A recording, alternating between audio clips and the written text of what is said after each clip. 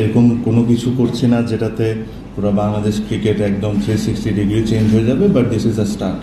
So প্রথমে আমি বলি যে আপনারা জানেন যে আমাদের স্টেডিয়ামের স্পেশালি যেখানে স্ক্রিনটা আছে, স্কোরবোর্ডটা আছে, এখানে কোনো শেড নেই আমাদের।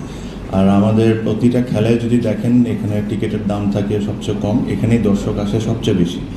আর এই গরমে বলেন ওরা প্রচণ্ড পরিমাণ কষ্ট পায় রোদের জন্য। সো আমরা ভার্বালি সবাই এগ্রিড করে হয়েছি যেখানে আমরা একটা ক্যানোপি সেট আপ করে দিব প্রায় 27,000 স্কোয়ার ফিটের মতো। সো এটা স্ক্রিনও আপনারা দেখতে পারবেন। সো বেসিকলি এটা এরকম লাগবে দেখতে।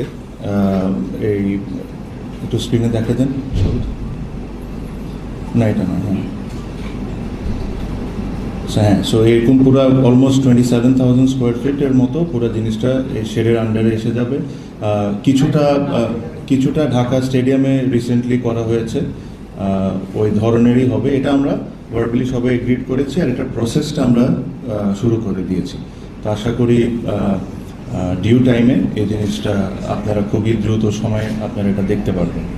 এটা ছিল একটা, যেটা আমার কাছে মনে হয় দিস ওয়াজ অ্যাবসলিউটলি নেসেসারি, যে এখানে আমাদের যারা দর্শক, যারা is a massive stakeholder of cricket, ওনাদের কমফর্ট আর সব কিছুর দিকে চিন্তা করে এই জিনিসটা আমরা খুব তাড়াতাড়ি ইনশাল্লাহ প্রসেস সব কিছু যদি ঠিক থাকে শুরু করে দেবো। সেকেন্ডলি, আমাদের মাননীয় স্পোর্টস মিনিস্টার আমিনুল ভাইও এই জিনিসটা আমাদেরকে বলেছেন, আমরাও একমত এটার সাথে, যে আমাদের সোলার সিস্টেম, আমাদের একটা, আপনি জানেন যে বেশ একটা বড় অঙ্কর টাকা আমাদের দিতে হয় প্রতি মাসে ইলেকট্রিসিটি বিল হিসাবে।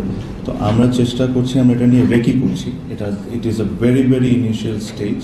আমরা পুরা স্টেডিয়ামের প্রত্যেকটা ছাদে আমরা সোলার সিস্টেমটা করে দিব, সো দ্যাট এক হলো আপনার এটা এনভায়রনমেন্টের জন্য ভালো, এনার্জি সেভ করবে, প্লাস আমাদের প্রত্যেকটা জিনিস একটু ক্যালকুলেট করে দেখতে হবে যে এটা আসলে ইনভেস্টমেন্টের রিটার্নটা কী।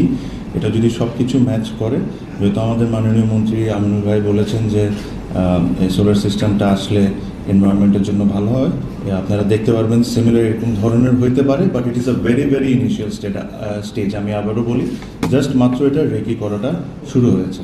সেটা যদি হয়, so this will be something that will be proud of.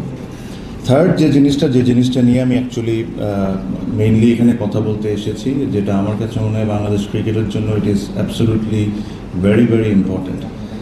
আপনারা যদি বাংলাদেশ ক্রিকেট যেভাবে করে ডিজাইন করা ওটা যদি দেখবেন যে একটা সেগমেন্টের প্লেয়ারদের জন্যই আমাদের ম্যাক্সিমাম ক্রিকেট। ফর এক্সাম্পল, যারা ন্যাশনাল টিমে খেলে তারা বিপিএল খেলে, তারাই বিসিএল খেলে, তারাই এনসিএল খেলে, তারাই এনসিএল T20 খেলে। সো একটা segment of the players are getting 5, 6, 7 tournaments to play.